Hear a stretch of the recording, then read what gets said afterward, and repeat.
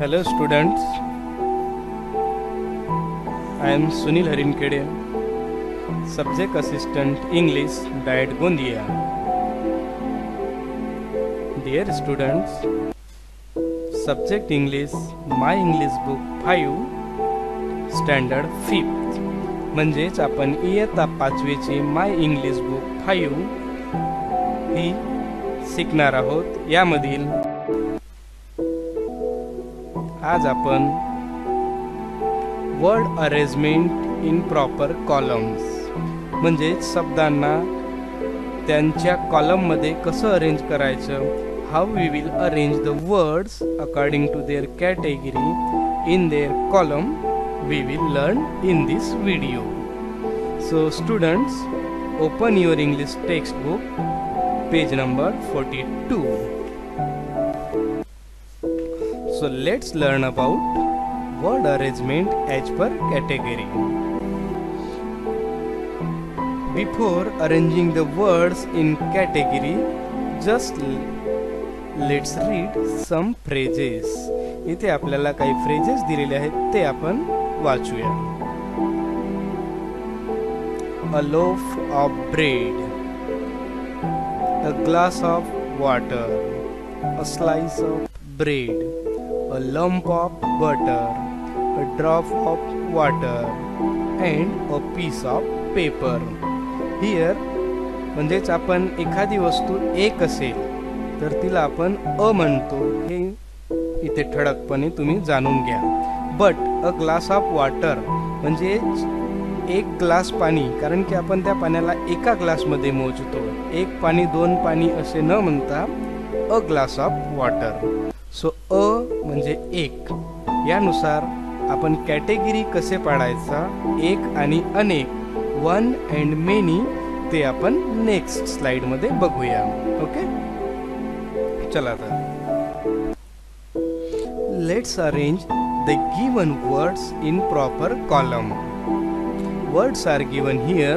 इथे शब्द दिलेले आहेत. First we have to read the words. चला आपण वाचूया. Girl, day, friends, baby, children, birds, oven, slice, cakes, tree, apples, father, feet, geese, hut, home, mother, and men. So these words are given and we have to arrange these words in two columns. Which are they? कोणते column आहेत? The first one is one, म्हणजे तिथे एक, and the second one is many, अनेक. So we have the words and we have to categorize them. So let's try. Girl, मुलगी एक आहे म्हणून आपण वन मध्ये लिहिला. Girl one. Day, yes one. Baby, oven. Slice, tree. Father, hut, home, and mother. So these words are in column 1 and which are for many.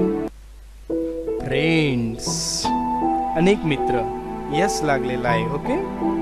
Children, एक असेल तर चाइल्ड, आणि अनेक असल्यामुळे आपण कुठे ठेवलेला आहे, मेनी मध्ये, चिल्ड्रन. बर्ड्स, केक्स, गीच. मेन, एक असेल तर मॅन, अनेक आहेत तर मेन. एक असेल तर गूज आणि अनेक आहेत म्हणून गीज. फीट, एक असेल तर फूट, पण इथे आहे word feet. So we can put this word in many column. Apples.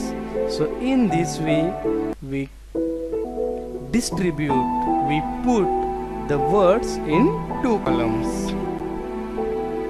Now arrange the given words in proper column.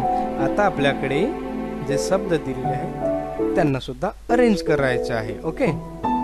King, queen, jump, cat, read, walk, fast, red, big, mango, fish, smell, cup, school, soft, go, house, call, play, shop, office, nice, slowly, cry, peanut, doctor, home, baby, smile, sweet.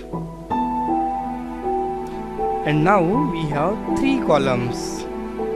The first column, actions. Second one, thing, animal, person, place.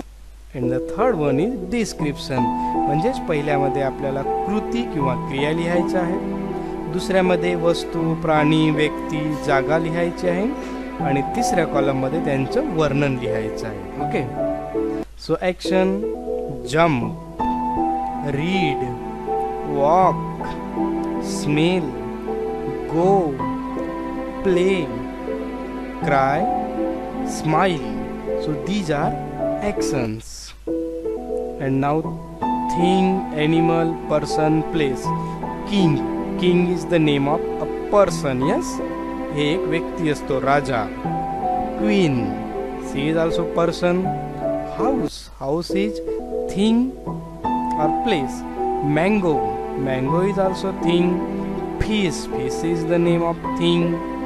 Cup, school, shop, office, peanut, home, doctor, cat, and baby. So these are from this group. And description, how we can describe someone? Red. Okay, pen is red, flower is red. Soft, म्हणजे आपण हे describe करण्यासाठी words वापरतो. Soft, fast, nice, big, sweet, slowly. So these words we use for description. So in this way we can distribute the words in different column. तुम्ही सुद्धा तुमच्या notebook मध्ये अशा प्रकारे त्यांच्या कॅटेगरी करायच्या. and you can check from your teacher or elder brother and sisters or by your parents. Thank you students for watching this video. We will meet again in our next video. Bye.